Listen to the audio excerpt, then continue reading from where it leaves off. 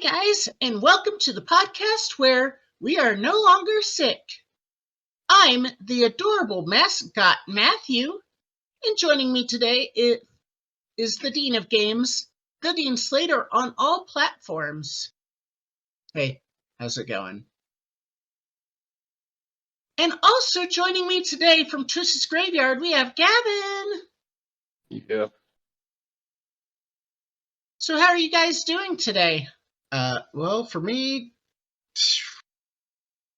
I think I've mentioned it in a podcast episode before, but I had a whole skit and musical number prepared for the draft, and I'm still working on that because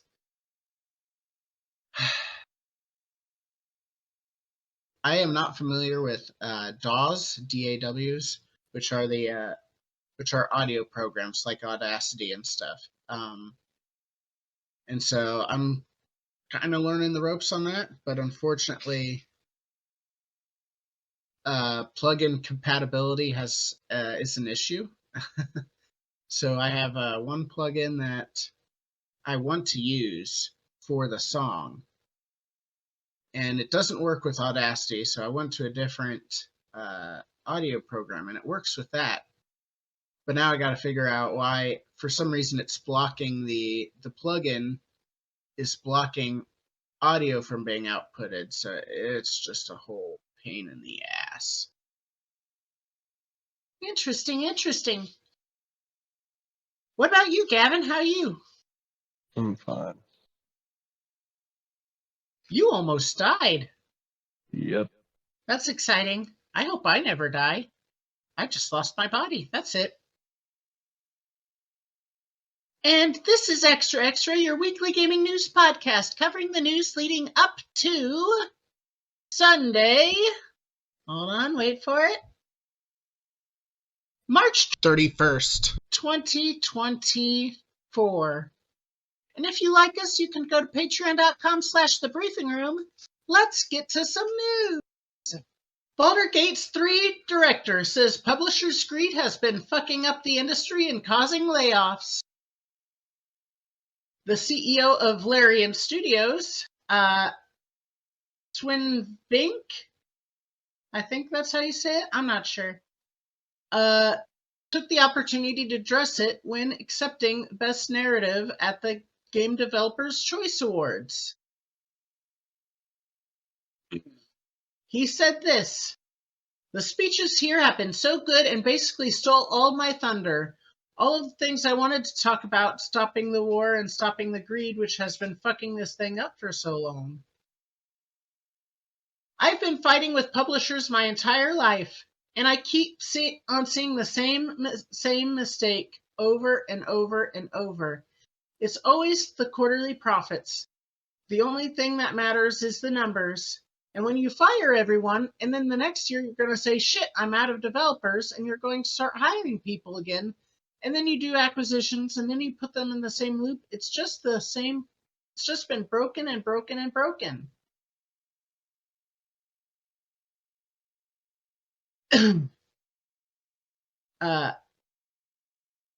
Addressing the publishers directly, Vink told them that the situation didn't have to be like this.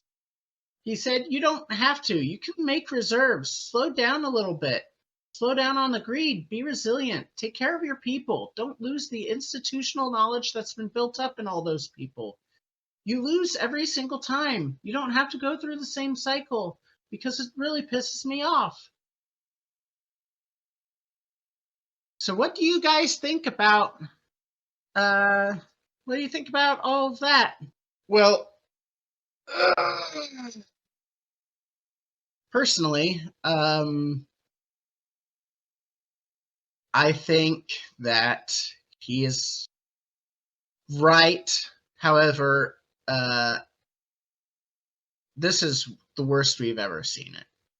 Like, yes, it's been the same cycle over and over, but this right now is especially bad. I mean, we're already at what, almost 1,000 people laid off just this year alone. Like, it's insane. If not, we've already crossed it. Like, we're right there at that line. It's weird, right? Because the layoffs on top of that have just become a number. Like, we've covered this story so many times on this podcast. Oh, this amount of people got laid off. This amount of people got laid off. And by laying off so many people, you've also dehumanized the layoffs. These companies have dehumanized the layoffs. So instead of thinking, oh man, what about all those people? Like, what's going to happen with their families? What's going to happen with them? They're going to have to uproot their lives and move. We stop thinking about that and we're like, oh wow, another big number. Oh wow, another big number. It's bad. I dislike that immensely. What about you, Gavin? It's just the same corporate bullshit over and over again. Yeah. Not surprised. Not ever going to be surprised. Media Molecule layoffs means the end of live curation support for Dreams. Media Molecule has confirmed that its curation team is being let go as part of previously announced layoffs. Unfortunately, in spring 2024, we will be saying goodbye to the last molecules who were affected by the consultation process. Our curation team, the studio said in an update. Media Molecule discontinued most live service for Dreams last September after shifting its focus to a new project, but it continued to offer curation services in-game as well as online through various channels. It is set to end live support for the Dream Surfing playlist and Dream Shaping creation workshop in mid-April. This will coincide with the launch of a new playlist alongside spotlighting Dream's recommended playlist, providing tip-top recommendations based on what you've played in Dreams. The overall plan here is ensuring that Dreams transitions into a self-sustaining platform, and these will help to filter new creations through to regular Dreams players, whilst creators reach their deserved audience for the games. Before ending live support, the studio said that it's working together to bring a whole host of essential kits to the Dreams community to help creators find what they need for their curations. It plans to continue Dream streams and supporting live players through the socials channels, and said that it currently has no plans to close the game. So what do you guys think about that? I mean, I know Gavin's brother has been doing a lot of music through Dreams. Yeah, but I mean, it doesn't sound like this is going to affect anything he does. He just hops on there, makes music, hops off. Yeah. But his discoverability. I don't think Lane really gives a shit. Probably not. Lane's like me. He doesn't want people to perceive him in their reality. Perception is reality.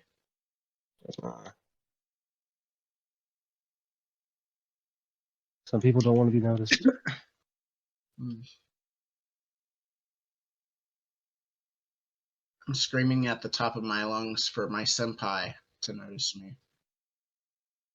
Okay, then.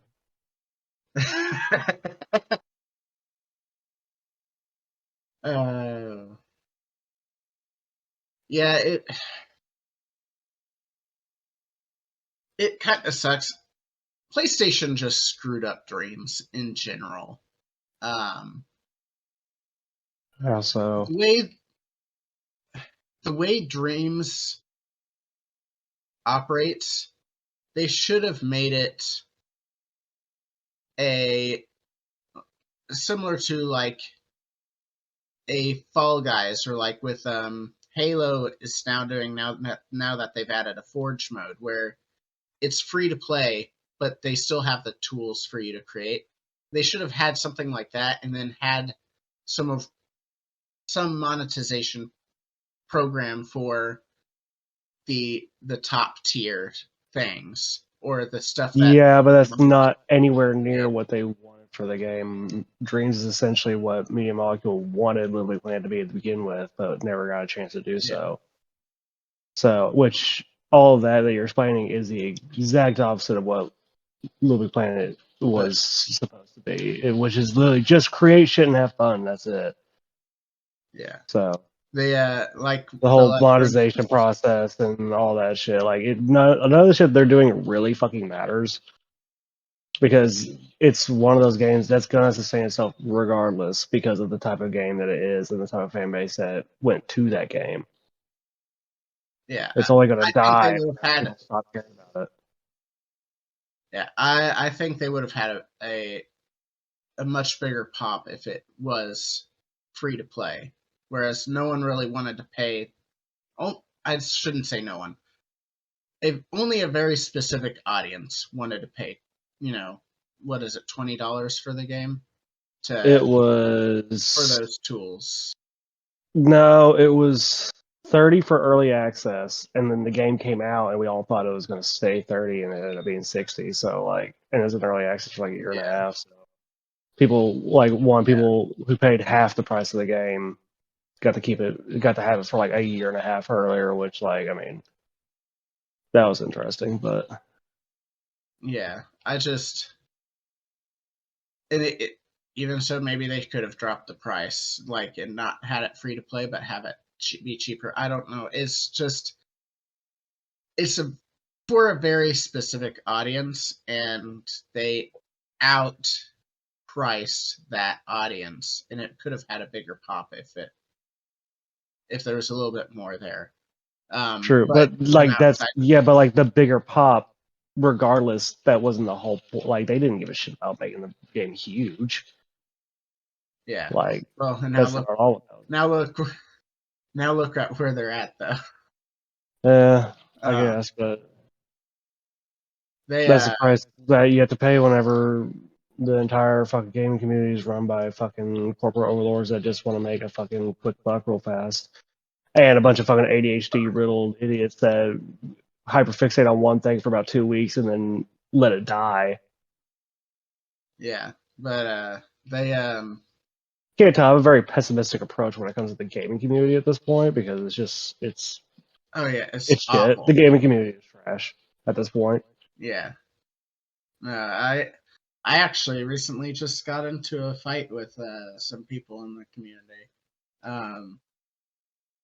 It was some sort of outlet that covers games, and they made their political affiliation very clear with the headline of the story, and I happened to see it through one of my mutuals who was making a comment about it.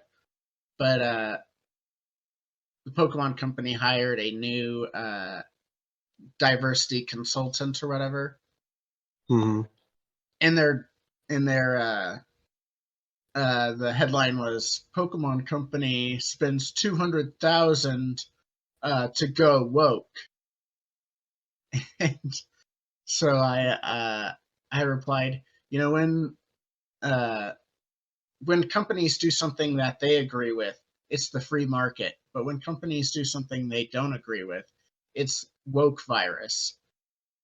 Somehow they can't get it through their heads that no matter what the companies do, if a free market exists, that's part of the free market. And several people liked it, and several people did not. I got several blocks. Like the comment section is just, you can't see this post because you're blocked. Hilarious. But yeah, God, I hate social media. And yeah, PlayStation also is not where it was back then. Like you're seeing even with PSVR 2, which this is going to upset the PSVR 2 community, which are very, again, going back to gaming community sucking, very blind to the evidence. PlayStation is now looking to make PSVR 2 compatible with PC, and they've shut down one of their premier VR studios, and several other studios that made VR games are just now making regular games. It is Dreams and PSVR 1 and 2. We're at a time where Sony's like, you know what? We can be a little creative. We can do some funky shit. And now they're like, no, we don't have time for this. And so you see a lot of their more creative studios like Media Molecule, like I'm drawing a blank on the studio's name, but you're seeing them getting scaled down, and as well as the first party single player games getting scaled down, and they're scaling up the live service style games. And it just kind of sucks.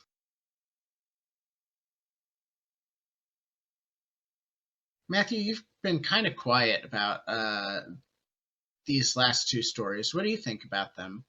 Oh, I'm with Gavin. Fuck these assholes. Matthew. What? You are not. Good job, I'm proud. To be saying. Good job, I'm proud of you. You're not old enough to be saying those words. Bullshit. You're, what, 6? You're what, 6? No? I thought you were 6. No. You just assumed I was 6. You never actually asked. Okay. How old are you? I'm not telling you. Eternal. Okay. Well, guess we'll never know Matthew's age. My age is... But Matthew... All right, Matthew, why don't you go ahead and go to the next story? Okay. Oh, God, this is sad. This is upsetting. Zelda Wind Waker HD is now more retro than the original when it was released. This is upsetting. This is very upsetting. The amount of time that has elapsed since The Legend of Zelda The Wind Waker HD's release is now equal to the length of time between the original game's release for the GameCube and Wind Waker HD's release for the Wii U. That's based on the North American release dates, which are different from the Japanese release dates. But Wind Waker fell on March 24th, 2003, and Wind Waker HD, September 20th, 2013. As spotted by Game Explain editor Andre Seegers, the release dates were separated by 3,834 days, or 10 years, 5 months, and 28 days. And as of, when was this posted? As of 2 days ago, that number had been reached between HD and now. And we still have no follow-up to that game. It's been long claimed that Switch ports of this game and Twilight Princess HD are planned, but there's been no announcement from Nintendo, which is expected to launch a new console next year. Also, I actually do remember hearing about this story. I heard it on a kind of funny Gamescast. And you know what's even more upsetting? More time has passed between, or a similar amount of time, I guess, has passed between the original Legend of Zelda and Wind Waker to now. It was 86 to 2003, which is for, let's see, that's what, 17 years? Yes. And then it's been 11 years since then. So we're getting close to the same amount of time. Sad. Very, very, very upsetting. But what do you guys think about all of this? I mean, yeah, it's been crazy. They were talking about Legend of Zelda Wind Waker HD and Twilight Princess HD coming to Switch in 2018, 2019. So even then, it's been 4 to 5 years since the initial talk and no official word. We know that Nintendo does like to sit on games until they don't have any. So it's possible with the delay of the next console, which allegedly was supposed to come out late this year and is now coming out early next year. Theoretically, it's possible they could be like, ooh, we don't have anything, so here you go. You've been asking for it. I'm also, we were talking in the editorials, which is available for our silver members on Patreon. And we will be updating a little bit, changing things up on our Patreon. So we will update you here when that happens. But for silver members on Patreon, we just went through our quarterly review of our fantasy critic picks.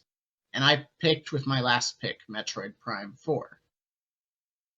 I actually am more confident now than I was when we made that draft that Metroid Prime 4 is going to come out this year because of the delay of the Switch 2. Because Metroid Prime 4 is going to come out on the Switch. They already made that promise, and Nintendo's one of those companies. They will keep that promise. And Metroid's not a system seller. So they're not going to have it as a launch title for the Switch 2. I mean, they might have it there, but it's not going to sell consoles. So might as well put it out now. And then, when Switch 2 comes out, if there's a Switch 2 version, they can then do that. But there's even if they don't do that, there's a possibility that Wind Waker HD comes out this year too. We don't know anything past July as far as what Nintendo's planning. We know nothing Pokemon's coming out this year. They've already revealed that. So, I don't know. What about you, Gavin? I don't know. Is it crazy to think that 2000, a game released in 2003 and then had a remake in 2013 it's now older than the remake. Fair.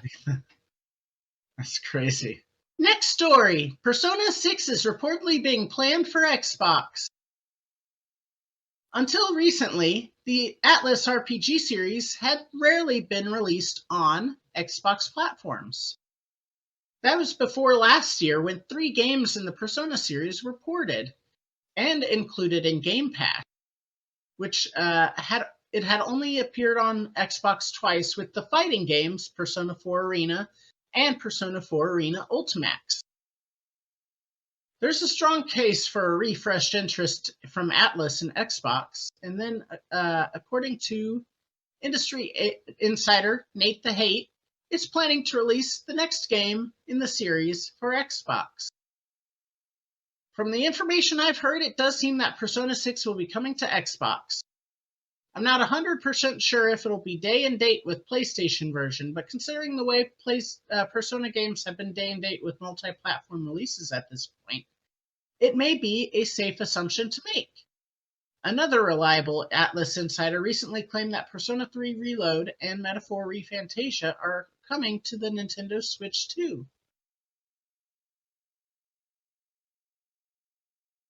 So, what do you guys think of Persona coming to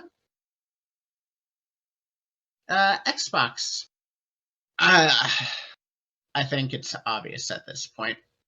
It's crazy to see the progression that happened because it was solely PlayStation until 2021 when they released Persona 4 Golden on PC, and Persona 4 Golden set sales records for the series on the PC platform.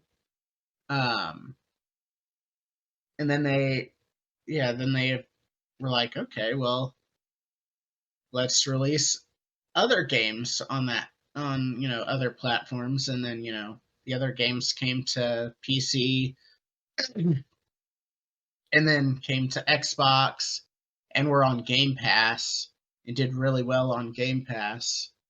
And then, now they're, I don't see Persona ever being platform exclusive again.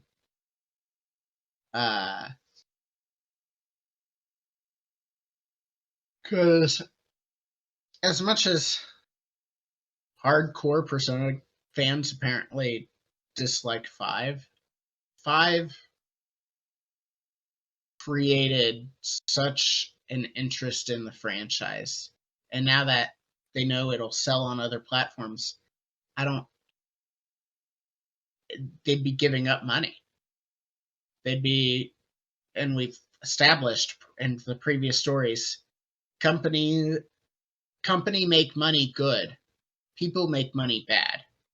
And so this is a case of company make money, so it's good. I'm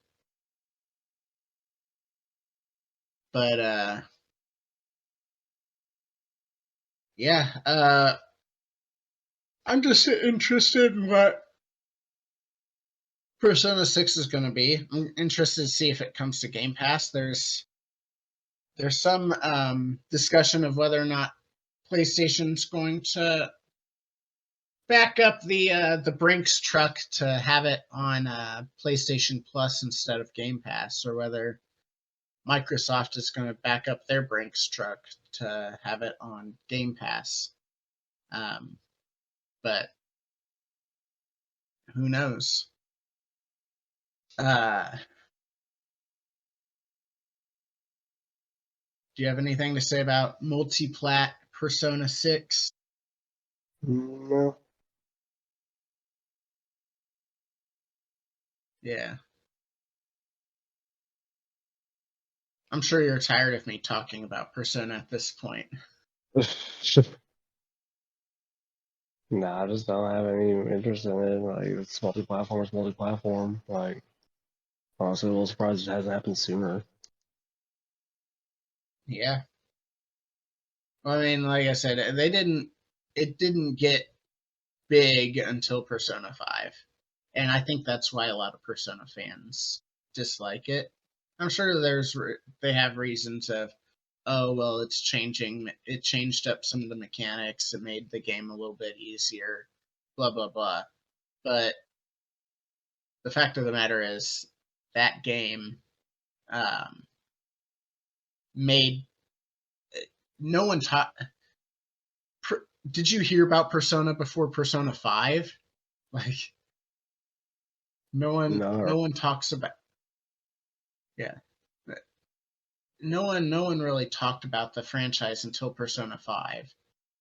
So, but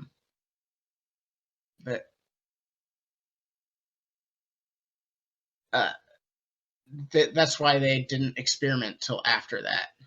So you're talking Persona 5 came out in 2017? Question mark.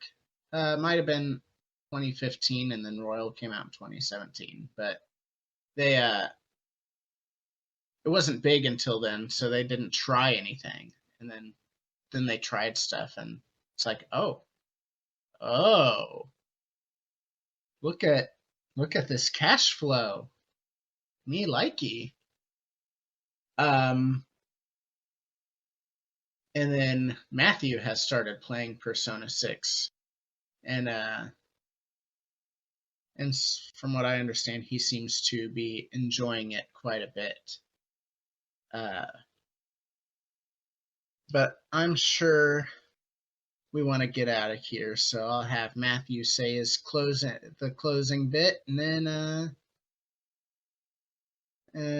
we'll try to keep on the schedule again. Well, if you liked or even if you didn't like this podcast, make sure to do all of the things like hitting the like button and hitting the bell at the XofPlays on YouTube, or giving a high rating on whatever podcast service you use so you can find like-minded people. Be sure to tell people about the show. Word of mouth is the best way to help us grow. And I brought it up before, but on patreon.com/thebriefingroom, you can financially support the show and get cool rewards as well. That's all from us. Take care.